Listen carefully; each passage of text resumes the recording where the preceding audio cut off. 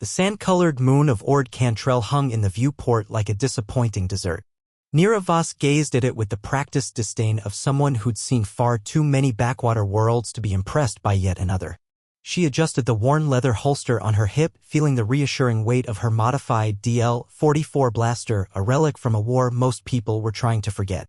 That's the problem with the Outer Rim, she muttered to herself. Everything's always some shade of beige. Her ship, calling the patchwork freighter a ship, was generous, groaned as it began atmospheric entry. The tarnished hope wasn't pretty, but it was hers, and in this part of the galaxy, ownership counted for more than aesthetics. Nira had received a tip about Imperial salvage in the sinkhole region of Ord Cantrell, the remnants of a research facility abandoned after the Emperor's death. 5 years after Endor, the New Republic still hadn't bothered claiming these forgotten territories. Their loss was her profit. The landing was rough, like everything else in Nira's life. She stepped onto the dusty surface of the spaceport, her boots leaving imprints in the fine layer of yellowish powder that coated everything. She pulled her breather up over her nose and mouth. The locals insisted the air was safe, but Nira had lived long enough to know that safe was relative, especially on a mining world. The spaceport, if you could call 3 landing pads and a prefabricated building a spaceport, was quiet save for one other vessel. A sleek, modified light freighter with too many aftermarket modifications to be owned by anyone respectable. "Nice ship for a garbage heap like this," she murmured. As if summoned by her words, a man emerged from the freighter's loading ramp. Tall, with disheveled dark hair and a jawline sharp enough to cut durasteel. He wore a jacket that looked more expensive than everything Nira owned combined. He moved with the easy confidence of someone who'd never had to wonder where his next meal was coming from. "You talking about my ship or the spaceport?" the stranger called out. Nira hadn't realized she'd spoken loudly enough to be heard. "Both," she replied without missing a beat. He laughed, a warm sound that seemed out of place in the desolate surroundings. "Fair assessment. I'm Jado Kerr. Didn't ask. And yet I told you anyway. Isn't conversation wonderful?" He grinned, revealing perfect teeth. "Definitely core world upbringing, slumming it out here for some reason." "I'm working," Nira said, shouldering her salvage pack and heading toward the exit. "What a coincidence." "So am I." He fell into step beside her. "Would this work happen to involve a derelict Imperial research facility about 30 clicks north of here?" Nira stopped walking. "How do you know that?" "Same way you do, I imagine. Credits exchanged for information. Though in my case, probably more credits for better information." His eyes sparkled with amusement. "I work alone. As do I typically. But I'm thinking this job might benefit from a partnership." "Not interested." "There's an Imperial garrison still active near the facility," Jado said casually. "Small, but they've got at STS." This was new information. Her source hadn't mentioned anything about an active Imperial presence. "You're lying." "Why would I lie about something you'd discover for yourself in about an hour? That seems inefficient." She studied him, trying to determine his angle. "What exactly are you after at this facility?" "Something small. Won't interfere with whatever you're salvaging." He held up his hands in a placating gesture. "I'm just a humble courier collecting a package. You can have everything else." "A courier with a ship like that? Try again." "Fine. I'm a smuggler with expensive taste. The package is worth a lot to someone who pays well. You help me get past the Imperials, I help you haul whatever scrap you're after. We both win." Nira weighed her options. She hadn't planned for Imperial walkers. 60-40 split on any joint salvage. 50-50. 60-40 and I get exclusive rights to any weapons we find. Jado grinned. "Deal. See? Conversation is useful after all." The journey across the dusty plains of Ord Cantrell was silent for the first 20 minutes. They traveled in Jado's speeder, a luxury model modified for off-road conditions. Another sign that whoever Jado worked for had serious credits. "So what's your story?" Jado asked eventually. "Most salvagers work in teams. Most salvagers don't mind splitting their profits 3 ways. I prefer keeping what I earn." "Fair enough. Though I find that partnerships can be surprisingly profitable when the right opportunities present themselves." "Is that what you tell all the women you try to charm into helping you?" Jado laughed. "Only the ones with blasters who look like they know how to use them." Despite herself, Nira felt the corners of her mouth twitch upward. Annoying as he was, Jado had a certain charisma that was hard to resist. Dangerous in her line of work. "There," she said, pointing to a ridge on the horizon. "That's where the facility should be." Jado slowed the speeder and pulled out a pair of macro binoculars. You're right. And look, he handed them to her, our Imperial friends. Through the lenses, Nira could see the remnants of what had once been a substantial research facility. Most of it was underground, but the entrance bunker was visible on the surface. 2 AT-STs patrolled the perimeter along with a squad of stormtroopers. Looks like they're guarding something, she observed. Or searching for something, Jado countered. Either way, we need a distraction. I've got thermal detonators in my pack. Let's try something subtler first, Jado interrupted. Sometimes the best approach isn't the loudest, says the man with the flashiest ship and speeder on the planet. Exactly. They serve as excellent distractions. He grinned again, reaching into his jacket and pulling out a small device. Remote detonator. I planted a few charges on an abandoned mining facility about 5 clicks east of here. Nothing lethal, just noisy. You planned this. I prepared for contingencies. Different thing entirely.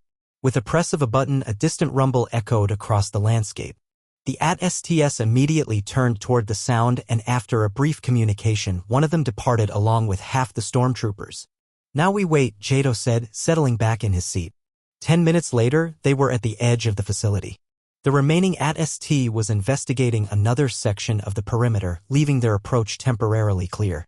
What exactly are you looking for? Nira whispered as they slipped through a partially collapsed section of wall. A small case, black with Imperial markings. Supposedly contains research materials. Jado moved with surprising stealth for someone so flashy. Computer cores, weapons, anything I can sell. The interior of the facility was dark, illuminated only by the occasional emergency light still powered by backup generators. They descended through levels of laboratories and storage rooms, most already picked clean by previous scavengers. This place has been cleared out, Nira said, disappointed. Not entirely. Jado pointed to a sealed door at the end of a corridor. That looks promising. The door was secured with an Imperial code cylinder lock, outdated but still functional. Nira pulled out her slicing kit and got to work while Jado kept watch. You're good at that, he observed as she bypassed the security protocols. When you live alone on the edge of known space, you either learn to be self-sufficient or you die, she replied without looking up. The door slid open with a hydraulic hiss, revealing a small laboratory. Unlike the rest of the facility, this room appeared untouched. In the center sat a workbench with various tools and a single object, a small pyramid-shaped device made of what looked like bronze metal with intricate engravings. Is that? Jado breathed. A Jedi Holocron, Nira finished. She'd never seen one in person, but there was no mistaking the artifact from legends. Jado approached it carefully. This isn't what I was sent for, but it's definitely valuable. To the right buyer, maybe, Nira said. To most, it's just a fancy paperweight. As Jado reached for the holocron, it began to glow with a soft blue light.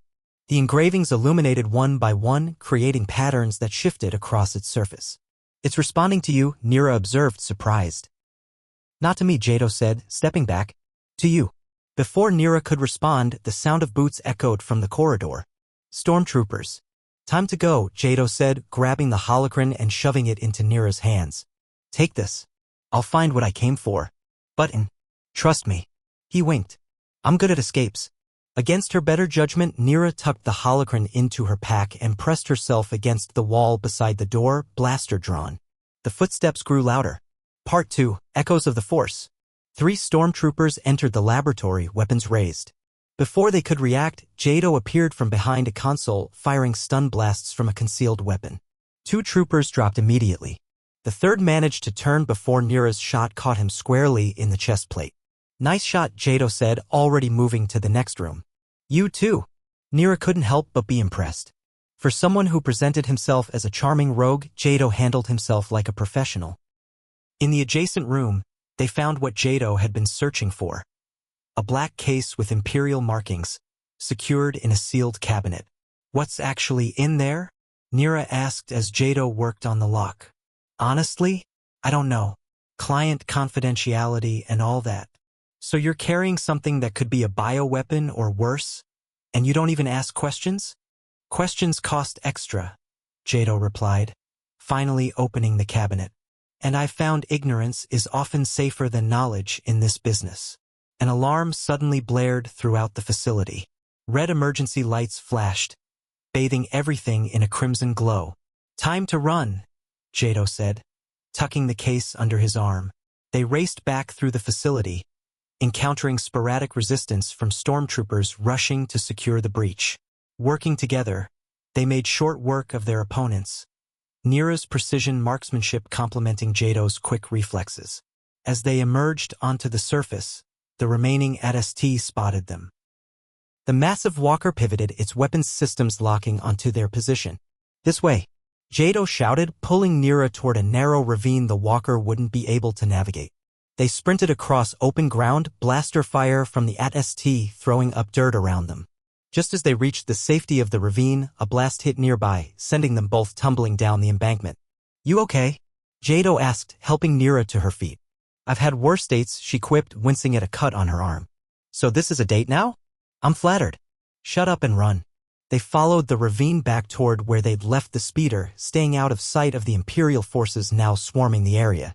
When they reached the speeder, Jado tossed Nira the keys. "You drive. I'll keep them off our backs." The return journey was considerably more eventful than their arrival. 2 Imperial speeders pursued them across the plains, with Jado returning fire from the passenger seat.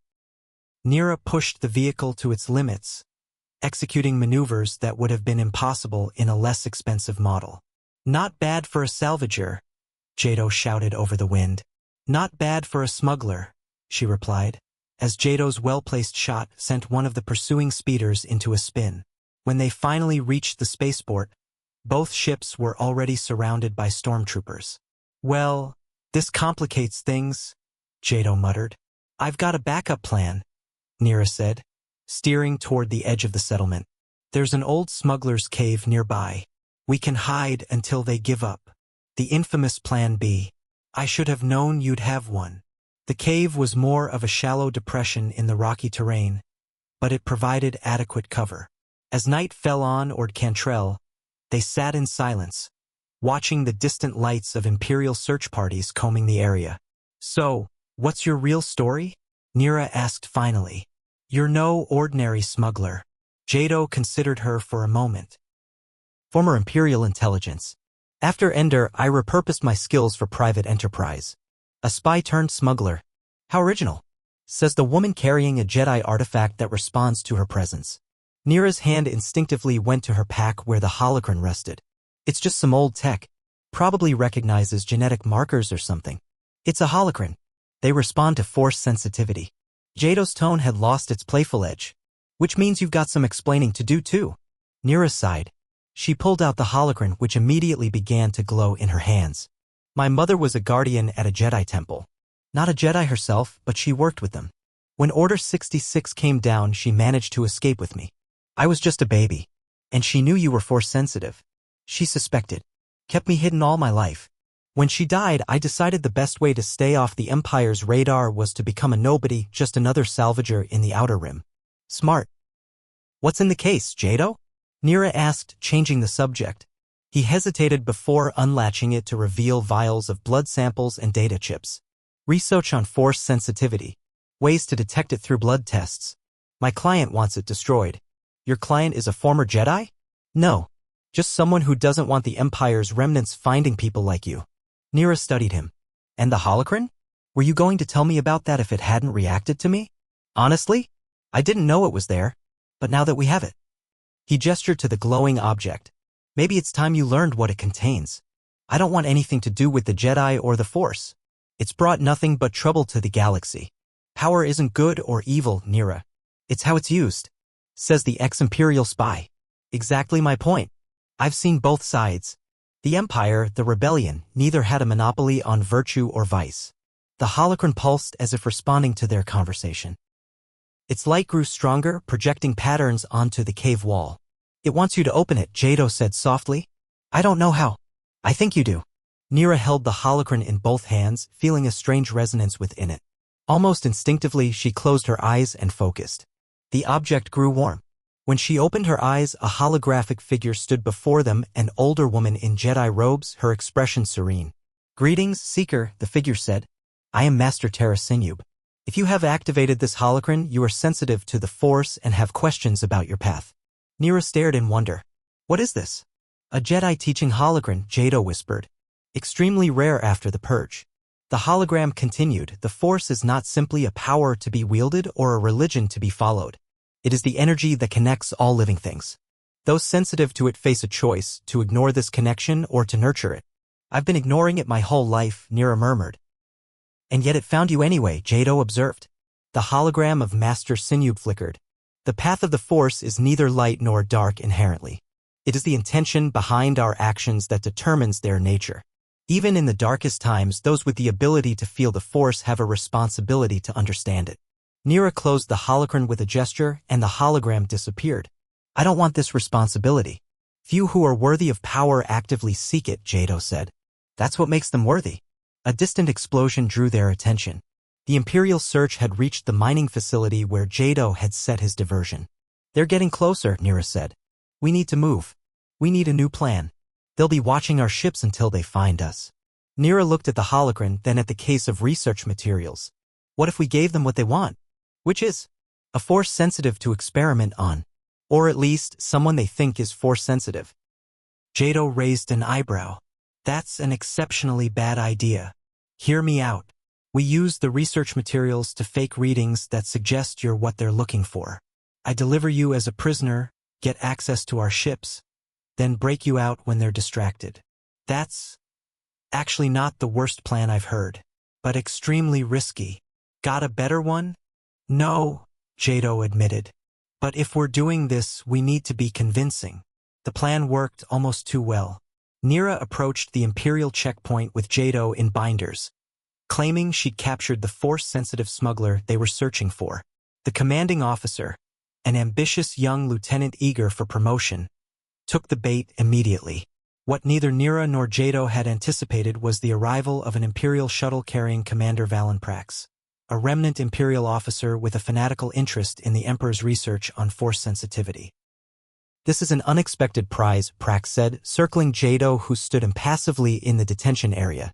"A Force sensitive and the research materials all in one day." "I was promised payment and clearance to leave," Nira interjected, playing her role. Prax barely glanced at her. "Of course. Lieutenant, see that this Salvager receives her due before she departs." As the lieutenant led her away, Nira caught Jado's eye. A silent understanding passed between them. The plan had just become considerably more complicated. Instead of payment, Nira found herself being escorted to a holding cell.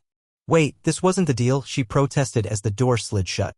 "Commander's orders," the lieutenant said without emotion. "No witnesses leave until testing is complete." Alone in the cell, Nira pulled the holocron from a hidden compartment in her boot, the one place the Imperials hadn't bothered to check. It glowed faintly in her palm. "Now would be a good time for some Jedi wisdom," she muttered. As if in response, the holocron's light intensified, not opening fully, but pulsing in a rhythm that seemed to align with her heartbeat. Nira closed her eyes, feeling the energy flowing through her. Not just from the holocron, but from everything around her. The Force. With newfound clarity, she focused on the cell door mechanism. A simple security system, really. She visualized its components, feeling for the latch that kept it secured. With a gentle mental push, something clicked. The door slid open. "Well, that's convenient," Nira whispered to herself, surprised at how natural it had felt. Finding Jado proved easier than expected. She followed a feeling, an awareness of his presence that grew stronger as she approached the main laboratory. 2 stormtroopers guarded the entrance, but they were looking outward, not expecting trouble from within. Inside, Commander Prax stood observing as medical droids prepared equipment for what looked like an invasive procedure. Jado was strapped to an examination table, his usual cockiness replaced by genuine concern.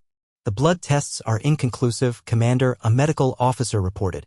"We need to perform a direct neural sample to confirm Force sensitivity." "Proceed," Prax ordered. "The data must be verified." Nira had seconds to act. She spotted her blaster and Jado's weapon on a nearby table. Using her newfound awareness, she focused on creating a distraction. A cabinet. As the Imperials turned toward the noise, Nira made her move. She grabbed both weapons and fired 2 precision shots that dropped the medical officer and one of the guards. Commander Prax was faster than she anticipated, drawing his own blaster and returning fire. "I had a feeling you were more than a simple salvager," Prax snarled, taking cover behind equipment. Nira slid behind a console, returning fire to keep Prax pinned while working her way toward Jado. And I had a feeling you were a typical Imperial, too arrogant to recognize a trap. The Force is wasted on undisciplined minds like yours, Prax called out. The Emperor understood its true potential. The Emperor is dead, Jado spoke up, straining against his restraints. Your research died with him. Nira reached Jado and began unfastening the restraints. Prax used the opportunity to emerge from cover, blaster aimed directly at them. The Emperor's work continues through loyal servants, Prax declared. Time seemed to slow. Nira felt the danger before she saw it, Prax's finger tightening on the trigger. Without thinking, she thrust out her hand. The blaster flew from Prax's grip, clattering across the room. The commander stared in shock. You're the one. Not him. Surprise, Nira said, firing a stun blast that sent Prax collapsing to the floor. That was impressive, Jado said as she freed him. Particularly for someone who's been ignoring her abilities her whole life. Let's discuss my career change later, Nira replied, already moving toward the exit. We need to get to our ships. They fought their way through the Imperial outpost, Nira's newfound connection to the Force giving them an edge they desperately needed. When they finally reached the landing pads, alarms were blaring throughout the compound. Take this, Jado said, handing her the case of research materials. Your ship has better shields. I'll cover your takeoff. What about you? I'll be right behind you. He grinned, the familiar cockiness returning. Can't let my best partner in crime get all the glory. I thought you worked alone. I'm reconsidering my policy. His expression turned serious. Meet me at these coordinates. He pressed a data chip into her hand. It's a shadow port called Broken Horn. Safe from Imperial entanglements. Nira nodded, surprised by the surge of emotion she felt. Don't be late. Wouldn't dream of it. As Nira's ship broke atmosphere, she watched Jado's sleek freighter following close behind. The holocron pulsed gently in her pocket, a reminder of possibilities she'd spent a lifetime avoiding. The coordinates led to a hidden space station, more of a glorified trading post, nestled in an asteroid field. As promised, no Imperial presence was detectable. Jado was waiting when she docked, leaning against a viewport with his usual casual grace. Welcome to Broken Horn, he said, one of the last truly free ports in the Outer Rim. So what now? Nira asked, the case of research materials in one hand, the holocron in the other. That depends on you. The research goes to my client either way. But the holocron? He nodded toward it. That's your choice. Nira looked at the ancient Jedi artifact. I spent my whole life running from who I am. Maybe it's time to stop running. The galaxy could use more people who understand the Force but aren't bound by dogma, Jedi, or Sith. Is that a job offer, Kerr? More of a partnership proposal. The Outer Rim is full of relics like that holocron. Some good, some dangerous. All valuable to the right or wrong people. So we find them first? Someone should. Might as well be us. Nira considered the holocron one more time before tucking it securely away. I suppose there are worse ways to make a living in this corner of the galaxy. That's the spirit. Jado grinned. So, partner, ready to see what's waiting for us out there? The stars of the Outer Rim glittered beyond the viewport, each one a potential adventure or disaster. For the first time in years, Nira felt something she'd almost forgotten, hope. Lead the way, smuggler, she said with a smile. Just don't make me regret this. No promises, Jado replied. But I guarantee it won't be boring. And in the vastness of the Outer Rim, where the New Republic's influence faded and the Empire's shadow still lingered, that was perhaps the best anyone could ask for.